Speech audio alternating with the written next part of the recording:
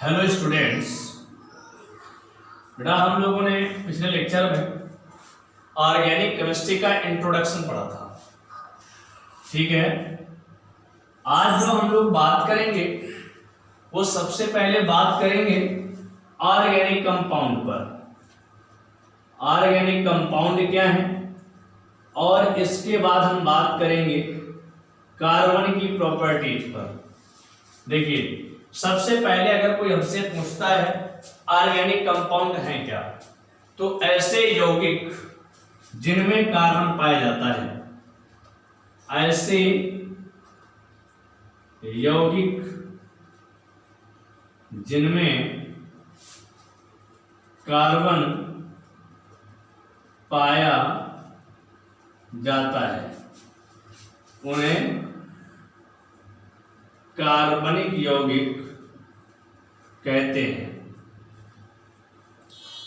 बेटे कौन से यौगिक कहते हैं? कार्बनिक यौगिक कहते हैं। जैसे आपने पढ़ा CH4, इसमें क्या है? कार्बन, मतलब ये कार्बनिक यौगिक है। तो कार्बनिक यौगिक पढ़ने से पहले हम लोग सारी डिटेल जान लेंगे कार्बन के विषय में और इसकी प्रॉपर्टी के विषय में। अब अगर कोई हमसे ये पूछता है कार्बन, तो बेटा इसका जो सिंबल होता है, प्रतीक, कार्बन का क्या होता है? C। इसका परमाणु क्रमांक कितना होता है? 6। अगर आप इसे बोर-बरी रूल से इलेक्ट्रॉनिक कॉन्फ़िगरेशन करते हैं, इलेक्ट्रॉनिक विन्यास, तो 2 कॉमा कितना आता है? 4। अर्थात इसका जो बाह्य कोश है, कितने इलेक्ट्रॉन है? 4। तो इसकी जो संयोजकता होती है, वैलेंसी, वो भी कितनी होती है? 4। मतलब जो कार्बन है ये चतुर्संयोजी होता है। ये कौन संयोजी होता है? कार्बन जो होता है वह चतुर्संयोजी होता है। मेरी बात समझ आ गई आपको? देखिए, हमने आपको इलेक्ट्रॉनिक विन्यास सिखाया था 9th क्लास में, जहां पर बताया था 1s2 2s2 और 2p2। ये आपका 1 जो होता है कक्षा बताता है। पहली कक्षा में 2 इलेक्ट्रॉन, दूसरे में 2 और 2 कितने इलेक्ट्रॉन हुए? 4। अभी आप जानते हैं अष्टक रूल के अकॉर्डिंग कि किसी परमाणु का बाह्यतम कोश तभी पूर्ण होता है जब 8 18 या 32 इलेक्ट्रॉन हो। 2 8 18 या 32। लेकिन जो 2 होता है जब पहली कक्षा ही लास्ट कक्षा हो, उस समय ऑक्टेट कंप्लीट के रूप में आती है। तो यहाँ पर 4 है, तो ऑक्टेट के लिए इसको कितने इलेक्ट्रॉन चाहिए? 4 इलेक्ट्रॉन अभी और चाहिए। बात समझ आ रही है? तो कहने का मीन्स ये है कि ये संयोजकता मैंने बताई 4 होती है, तो संयोजकता की पुरानी धारणा थी कि किसी परमाणु के बाह्यतम कोश में उपस्थित इलेक्ट्रॉनों की जो संख्या होती है वो उसकी क्या कहलाती है? संयोजकता कहलाती है। बात समझ आ रही है? लेकिन आप जनरल से एक बात ये समझिए कि किसी भी परमाणु को अष्टक पूर्ण करने के लिए जितने इलेक्ट्रॉन के डोनेट करने की अथवा गेन करने की टेंडेंसी होती है, वही उसकी क्या कहलाती है? संयोजकता। तो इसको अभी ऑक्टेट कंप्लीट करने के लिए कितने इलेक्ट्रॉन चाहिए? 4 इलेक्ट्रॉन। इसलिए कार्बन की जो संयोजकता होती है वो कितनी होती है? 4 होती है। आप और भी कई एलिमेंट्स की जो इंपॉर्टेंट उनकी संयोजकता समझ लीजिए। हाइड्रोजन कितनी हुई? 1, नाइट्रोजन की हुई 3, ऑक्सीजन की हुई 2 और कार्बन की हो गई आपके पास 4। ये आपके जनरल सी बात बताऊं, ऑर्गेनिक कंपाउंड पढ़ने में इनकी वैलेंसी आपको आना कंपलसरी है। बात समझ गई यहाँ से? तो कार्बन कितने संयोजी होता है? चतुर्संयोजी होता है। कार्बन का प्रतीक क्या होता है? C। परमाणु क्रमांक क्या होता है? 6। और इसके बाह्य कोश में कितने इलेक्ट्रॉन होते हैं? 4। मेरी बात समझ आ गई? यहां तक हमने ये बात की। अब जनरल हम बात करते हैं ऑर्गेनिक कंपाउंड पर। तो ध्यान दें, मैंने आपसे कहा अगर कोई आपसे पूछ लेता है कि कार्बनिक, एक बात मैं आपको और बता दूं, एक प्रश्न आता है आपका कि कार्बन में श्रृंखलन का गुण पाया जाता है, क्यों? श्रृंखलन का यूज होता है चेन बनाना, लंबी चेन बनाते हैं, क्यों? तो बेटा 4 वैलेंसी होने के कारण, कैसी? चार वैलेंसी चतुर्संयोजी होने के कारण कार्बन जो होता है उसमें कौन सा गुण पाया जाता है, फ्रंकलन का, सबसे अधिक फ्रंकलन का गुण प्रदर्शित करता है। रीजन कि यह अन्य चार परमाणु कार्बन जो है चार सिंगल बॉन्ड्स इसके पास, कार्बन के पास मैं आपको बता दूं कार्बन कार्बन में सिंगल बॉन्ड भी होता है, डबल ट्रिपल बॉन्ड भी होता है और इनके भी डबल बॉन्ड भी होता है। तो इस टेंडेंसी के कारण इनमें कौन सा गुण पाया जाता है, फ्रंकलन का गुण पाया जाता है। अब हम आपको ये बताएंगे कि इनमें सिंगल डबल और ट्रिपल बॉन्ड कब होते हैं। मेरी बात समझ आ रही है? तो इस बात को समझने के लिए हम सबसे पहले दो बातें समझेंगे, जरा ध्यान दें। हम यहाँ से ऑर्गेनिक कंपाउंड के लिए हमने आपसे कहा कि ऐसे यौगिक जिनमें क्या पाया जाए, कार्बन, उन्हें हम कार्बनिक यौगिक कहते हैं। तो यहाँ से बात क्लियर हो गई। लेकिन अब अगर हम यदि बात करें कार्बनिक यौगिक में उदाहरण की, तो इनके उदाहरण होते हैं हाइड्रोकार्बन और हाइड्रोकार्बन के व्युत्पन्न। इनके क्या उदाहरण होते हैं, हाइड्रोकार्बन और हाइड्रोकार्बन के व्युत्पन्न। अब अगर कोई आपसे कहता है कि हाइड्रोकार्बन क्या है, तो ऐसे कार्बनिक यौगिक जो हाइड्रोजन और कार्बन से मिलकर बने होते हैं। किससे मिलकर बने होते हैं, हाइड्रोजन और कार्बन से मिलकर बने होते हैं बेटे, उन्हें क्या कहते हैं हम, हाइड्रोकार्बन। मेरी बात समझ में आ रही है? ऐसे यौगिक जो हाइड्रोजन और कार्बन से मिलकर बने होते हैं उन्हें हम हाइड्रोकार्बन कहते हैं। बात समझ आ रही है? अब आई हाइड्रोकार्बन के व्युत्पन्न की बात, तो जो यौगिक हाइड्रोकार्बन से उत्पन्न होते हैं उन्हें क्या कहते हैं हम, हाइड्रोकार्बन के व्युत्पन्न या डेरिवेटिव्स ऑफ हाइड्रोकार्बन,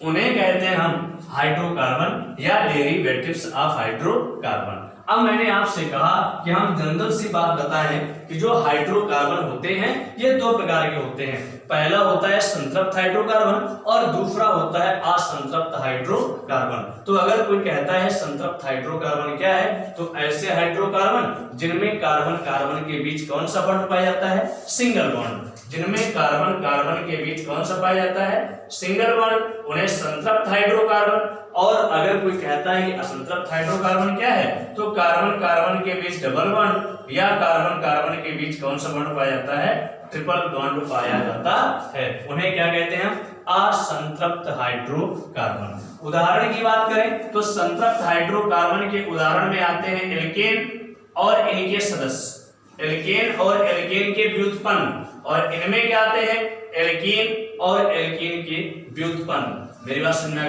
अब हम बात करेंगे संतृप्त हाइड्रोकार्बन के प्रकार में। कोई एग्जाम्पल में देखिए, एग्जाम्पल किसके, सैचुरेटेड हाइड्रोकार्बन, संतृप्त हाइड्रोकार्बन के उदाहरण के विषय में। जनरल सी बात आप समझिए, हमने लिया एल्केन और एल्केन के व्युत्पन्न, एल्केन के व्युत्पन्न। तो ध्यान समझे जरा बेटे, एल्केन का जो सूत्र होता है वो होता है CnH2n+2, CnH2n+2, जहां पर n बराबर 1 2 3 4 डेश। मैं आपको एक बात और बता दूं कि अगर कहीं पर एक कार्बन लिखा है, एक कार्बन क्या कहते हैं, मेथ, दो क्या कहते हैं, एथ, तीन को कहते हैं प्रोप, चार को कहते हैं ब्यूट, पांच को कहते हैं पेंट, छह को कहते हैं हेप्स, सात को कहते हैं हेप्ट, आठ को कहते हैं ऑक्ट, 9 कहते हैं नॉन, 10 कहते हैं डेक। इसी प्रकार 11 को अनडेक, 12 को डूडेक, श्री से चले जाएंगे, लास्ट में 20 को आइकॉस कहते हैं। तो हाई स्कूल लेवल में आपको डेक तक पढ़ना है जनरली। मैंने आपसे कहा कि अगर मैं यहाँ पर मैं एल्केन की बात कर रहा था और मैंने आपसे कहा अगर ये संतृप्त हाइड्रोकार्बन है तो कार्बन कार्बन के बीच कौन सा बंध लगेगा आपका, एकल बंध। कौन सा बंध लगेगा, एकल बंध। अब n बराबर आप ध्यान रखिए, एल्केन में अगर मैं बात करूं तो एल्केन का जो सफिक्स होता है, सफिक्स वो क्या होता है आपका एल, क्या होता है आपका सफिक्स को अनुलग्न बोलते हैं। n बराबर 1 रखा तो c 1 यहाँ रखिए 1, यहाँ 1 रखेंगे तो 2 1 2 2 2 कितना हो जाएगा 4, CH कितना हुआ 4। कितना कार्बन है एक कार्बन क्या पढ़ते हैं वहां से देखिए आप, यहां से देखिए एक कार्बन क्या पढ़ते हैं हम और इसका सफिक्स क्या हुआ एन, नाम क्या हो गया मेथेन। अगर इसकी संरचना की बात करें कितने कार्बन है एक, कितने हाइड्रोजन है 4 है, ये सारे किस बॉन्ड से जुड़ जाएंगे सिंगल बॉन्ड से। अब रीजन आपके पास ये आया ये सिंगल बॉन्ड से क्यों जुड़ेंगे, ठीक है। तो उसका मतलब क्या है आपको बताते हैं। देखिए जैसे यहां पर हम देखेंगे तो आप दो बातें समझ लीजिए। ये क्या लिखा हुआ हाइड्रोजन, हाइड्रोजन की जो संरचना होती है संरचना वो कितनी होती है 1, कार्बन की होती है 4, नाइट्रोजन की होती है 3, ऑक्सीजन की होती है 2। जनरली अगर आप हेलोजन फैमिली की बात करें क्लोरीन की, ब्रोमीन की, आयोडीन की, फ्लोरीन की, तो इनकी सबकी संरचना कितनी होती है आपकी 1, ये इनकी वैलेंसी होती है संरचना। अब आपके यहाँ पर मैंने कहा तो कार्बन की वैलेंसी बेटा कितनी है 4। तो आप ये मॉडर्न धारणा में आपको बता दूं कि जिसकी जितनी वैलेंसी होती है उससे उतने ही बॉन्ड जुड़े होते हैं। तो हाइड्रोजन वैलेंसी कितनी हुई 1, तो यहाँ कितना बॉन्ड जुड़ा है 1, यहाँ पर भी 1, यहाँ पर भी 1, यहाँ पर भी। कार्बन की 4 है तो 1 2 3 और कितने हुए 4। बात समझ में आ रही है। अब ये बॉन्ड इतने 4 कहाँ से आए, ये हमने 4 क्यों पढ़े, तो इन इसके विषय में जो लेक्चर है वो आपका अगला लेक्चर होगा टोटल वैलेंसी के विषय में। बात समझ में आ रही है। और वहां से स्ट्रक्चर भी आपका क्लियर हो जाएगा। मैंने कहा अब मैं अगर यहाँ पर बराबर 2 रख दूं तो 2 रखने पर क्या हो जाएगा C2, 2 दूना 4, 4 दूना हो जाएंगे 6, C2H6 हो जाएगा। 2 कार्बन को आप क्या पढ़ते हैं देखिए यहाँ पर एक, इसका सफिक्स क्या है एन, नाम क्या हो जाएगा आपका यहाँ से एथेन। अब मैं बात करूं यहाँ से कितने कार्बन है 2, स्ट्रक्चर की मैं बात करूं 2 कार्बन है, ठीक है। कार्बन कार्बन के बीच कौन सा बॉन्ड होना चाहिए सिंगल बॉन्ड, लगा दिया। कितने हाइड्रोजन है 6, सारे हाइड्रोजन किस बॉन्ड से जुड़ेंगे सिंगल बॉन्ड से। अब यहाँ पर वैलेंसी 1 2 3 और 4 हो गई, 4 से ज्यादा हो नहीं सकती, दूसरे की पूरी करेंगे। यहाँ पर भी वैलेंसी कितनी हो गई 4 हो गई। मेरी बात समझ में आ रही है। तो कहने के लिए जो कार्बन की संरचना है वो कितनी होती है अधिकतम 4 होती है, 4 से ज्यादा उसकी संरचना नहीं हो सकती, 4 से ज्यादा उसकी वैलेंसी नहीं हो सकती। मेरी बात समझ में आ रही है। इसी प्रकार इस सूत्र में n बराबर कितना रख देंगे 3 रख देंगे, 3 रखने पर जो आगे लेक्चर आएगा तो C3H8 हो जाएगा। इसी तरह से 3 कार्बन हो जाएंगे। तो इस तरह से टोटल उसका फार्मूला हम लोग फाइंड कर लेते हैं। मेरी बात समझ में आ रही। n बराबर 3 रखेंगे, फिर 4 रखेंगे, फिर 5 रखेंगे, ऐसे नाम देते चले जाएंगे तो ये सीरीज हमें मिल जाएगी। बात समझ में आ रही है यहाँ तक। अब अगर मैं बात करूं यहाँ से अनसैचुरेटेड हाइड्रोकार्बन की, तो जो अनसैचुरेटेड हाइड्रोकार्बन होते हैं मैंने कहा उनमें कौन से बॉन्ड पाए जाते हैं, डबल बॉन्ड या ट्रिपल बॉन्ड पाए जाते हैं। क्या पाए जाते हैं, डबल बॉन्ड या ट्रिपल बॉन्ड पाए जाते हैं।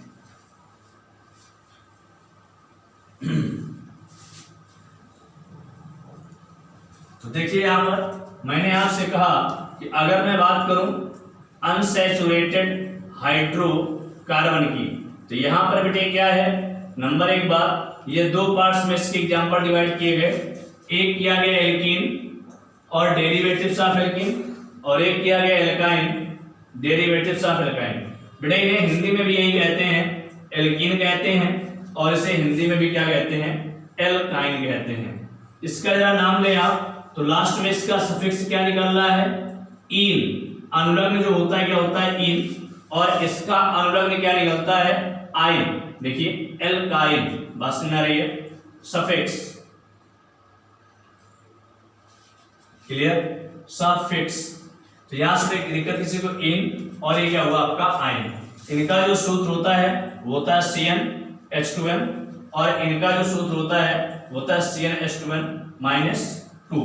मतलब एल्केन का क्या था CnH2n+2, इससे हमने 2 लेस किए तो ये हमारे पास एल्कीन का आ गया, और अगर एल्कीन वाले से फिर 2 लेस कर दें तो ये हमारे किसका फार्मूला आ गया, एल्काइन का। कहने का मीन्स ये है कि एल्केन से 2 लेस करेंगे तो एल्कीन का मिल जाएगा, और एल्कीन से 2 लेस करेंगे तो किसका फार्मूला मिल जाएगा हमें, एल्काइन का।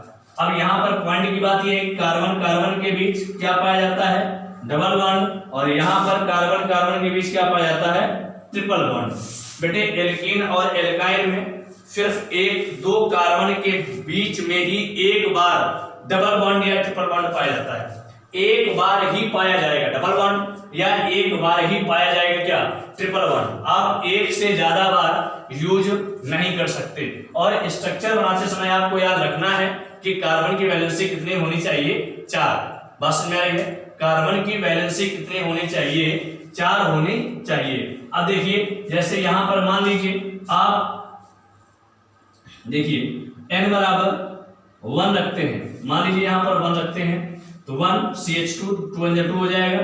तो हमारे पास क्या मिला, CH2, एक कार्बन क्या पढ़ते हैं आप, मेथ, और यहाँ पर n देखें सफिक्स में तो मेथीन, नाम क्या हुआ आपका बेटे, इसे कार्बीन भी कहते हैं, क्या कहते हैं हम, कार्बीन भी कहते हैं। और यह डबल स्ट्रक्चर, इसमें जो डबल बॉन्ड होता है कार्बन कार्बन के बीच वो नहीं होता, इसलिए इसको जनरली आप नाम समझ लीजिए, बाकी आगे देखते हैं, बताते हैं आपको। अब अगर n बराबर यहाँ कहां से पुट करते हैं, 2 से, तो 2 क्या हो जाएगा, C2H4, कितना हुआ, 2 कार्बन रख दिया, मिनिमम क्या होना चाहिए, एक डबल बॉन्ड होना चाहिए, रख दिया। वैलेंसी कितनी होती है कार्बन की, 4, 2 यहाँ से हो रही 3, और ये क्या हो गई 4, 2 3 और ये क्या हो गई 4, पास में 2 3 4, 2 3 और कितने हो गए, देखिए। तो मैंने कहा यहाँ पर 2 कार्बन को क्या कहते हैं, एथ, और एक किसकी बात कर रहा हूं, प्लस ईन, तो इसका नाम क्या हो गया, एथीन नाम हो गया। ठीक है। अब अगर मैं यहाँ पर n बराबर 3 रख दूं, देखिए 3 रखने पर क्या होगा, 3 रखे यहाँ पर तो C3, 3 2 कितना हुआ 6, C3H6, 3 कार्बन क्या कहते हैं, प्रो, और ये क्या हुआ, नाम क्या हुआ, इन, नाम क्या हो गया, प्रोपीन। अगर मैं स्ट्रक्चर की बात करूं, कितने कार्बन, 1 2 और 3, एक बार क्या आएंगे डबल बॉन्ड,